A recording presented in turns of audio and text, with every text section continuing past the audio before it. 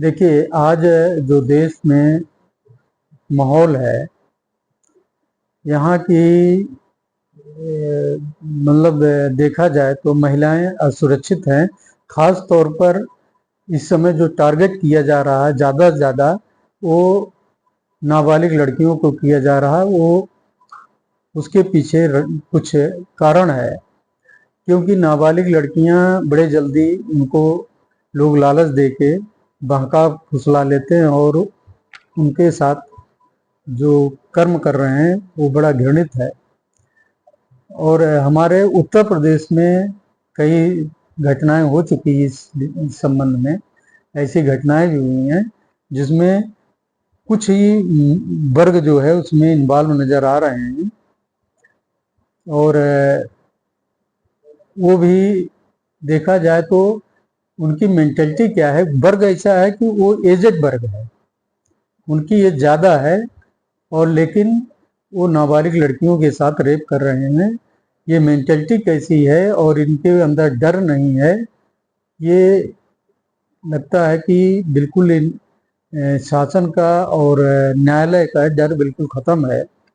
जो बैठाना हमारे शासन की और न्यायालय की प्रथम जिम्मेदारी बन रही है कि कैसे उनको अंदर ये संदेश जाए कि वो इससे ये कर्म करने के लिए, नाबालिगों और महिलाओं पर अत्याचार करने से पहले ये सोचें कि हमारा हश्र क्या होगा।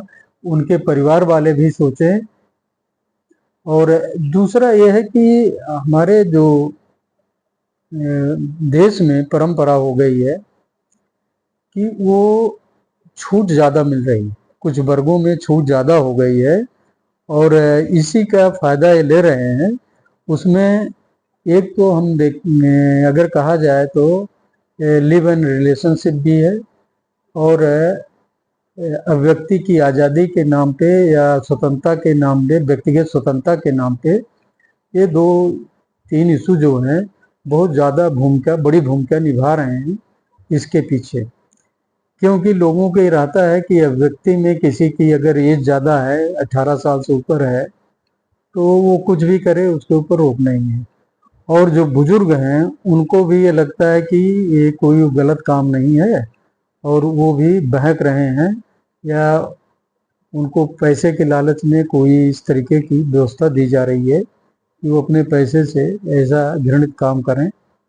ये बड़ा समझ से बाहर जा रहा है।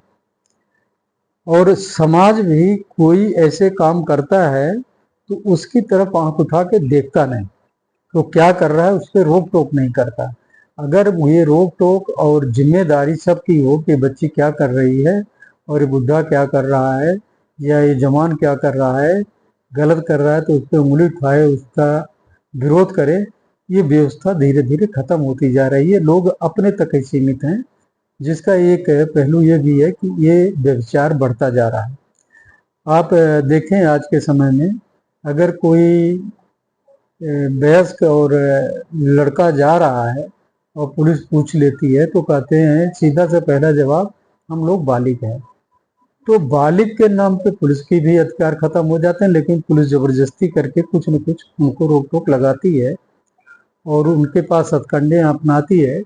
लेकिन कहाँ तक वो स्टैंड करेंगे, न्यायालय तो उनको छोड़ देती है कि भाई इनकी आज़ादी का मामला है, इसमें तो आप कुछ कर नहीं सकते, ये भी चाह रहे हैं वो भी चाह रहे हैं, तो आप क्यों इसमें अड़ंगे डाल रहे हैं।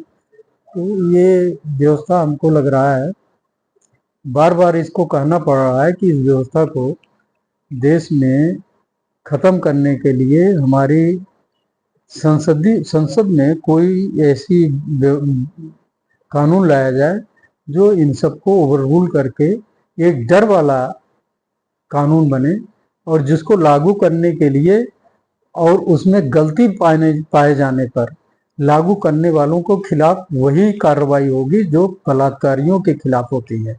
क्योंकि अक्सर बलात्कारियों का प्रोटेक्शन जो होता है कानून लागू करने वाले ही देते हैं। वो कंप्रोमाइज उतर जाते हैं, 2-3 दिन कंप्रोमाइज और ये सब लगाते रहते हैं, और उनका कंप्रोमाइज कर देते हैं तो उनके मनोबल बढ़ते हैं और अगले उसमें फिर वो उसी में व्यस्त हो जाते हैं। तो जो कानून लागू करने की पुलिसी व्यवस्था है, इसको सख्त करने की जरूरत है।